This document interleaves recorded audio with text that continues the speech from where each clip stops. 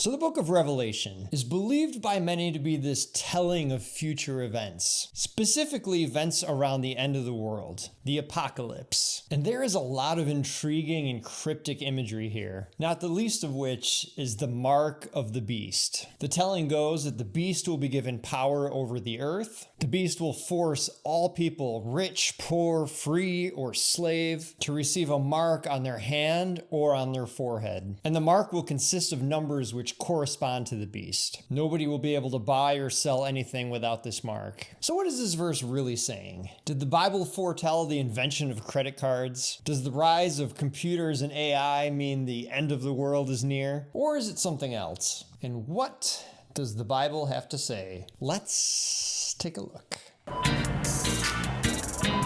Attention, bargain shoppers.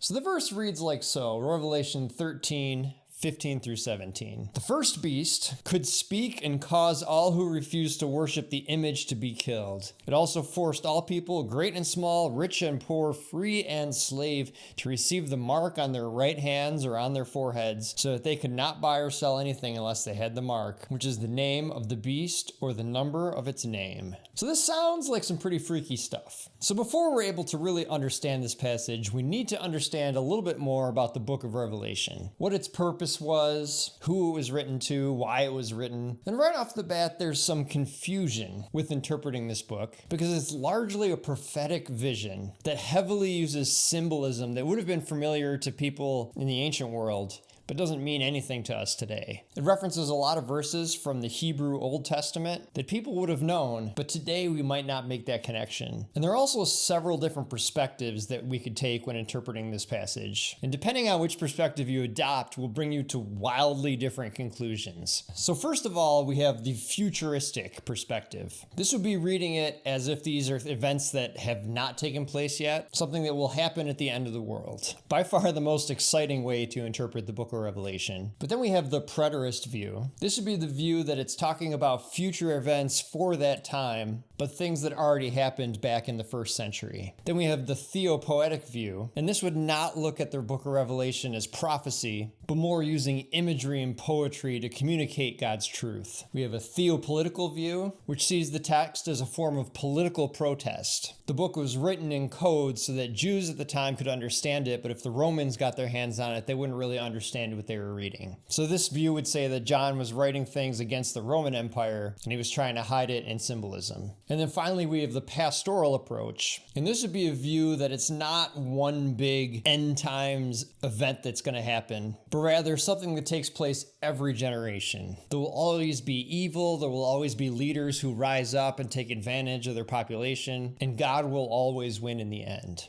So theologically speaking, you could make an argument for any of these five perspectives, but you will notice that only one of the five deals with these passages like they're end of the world prophecies, and the other four are maybe a little more practical and applicable to everyday life. It's not to say you're wrong if you hold the view that this is an end of the world prophecy, but the stronger theological argument is that this is probably not the case. So with this in mind, we could look at verses like Revelation 13, 15 through 17. All people will receive a mark on their right hand or on their foreheads. So with zero context, you might read this scripture and think like a barcode tattoo or something like that. But the original audience would have recognized this terminology as verses in the Old Testament. In Deuteronomy 6, 6 through 8, we're told, "These commandments that I give you today are to be on your hearts. Tie them as symbols on your hands and bind them on your foreheads." So it's entirely possible this mark was not necessarily a literal mark. It's a way of saying that something is deeply internalized. Today we might say something like, "This image was burned into my brain," not meant to be taken literally, just a way of expressing a deeply internalized idea. Likewise, the idea of beasts. This would also have been familiar to the Jewish people, because in the book of Daniel, chapter 7, he records a dream that he has. And in this dream, he speaks about four beasts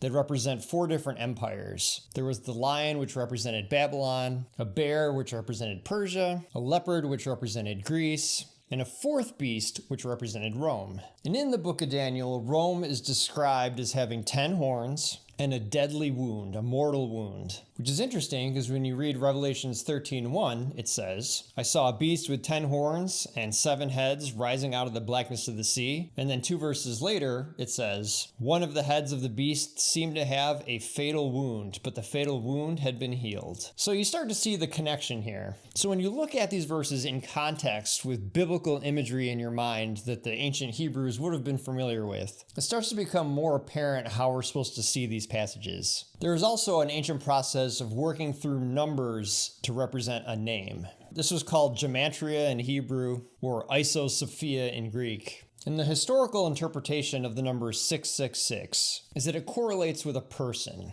And one of the most prominent candidates that has been suggested is the Emperor Nero. Neron Caesar, translated into Hebrew, renders the number 666. So this could be John's play on Hebrew words in Revelation 9:11 and 16:16. There really isn't a definitive, this is exactly what it's meant to mean, and that ambiguity has led to endless speculation and fantastical ideas. At the end of the day, if you read the book of Revelation without any context, it sounds like nightmare fuel. Exciting fodder for books and movies, but that may be not how we're meant to interpret it. But regardless of the lens you use, the themes of the book are applicable today. Evil is a part of this world. Leaders will come into power and they will exploit people and they will do evil. They will make life miserable for Christians. No matter where we go, evil's not far behind, but the good news is that God wins in the end. This was true 2,000 years ago, it's true today, and it will continue to be true far into the future. So I hope you found that interesting. If you did, please feel free to like and subscribe. It does help out the channel. Or leave a comment below, that also helps out. Which perspective do you relate to when reading the book of Revelation? Let me know, I'd love to hear. I'll leave the verses used today in the description. My name is Adam, this is Bargain Bin Theology, and remember,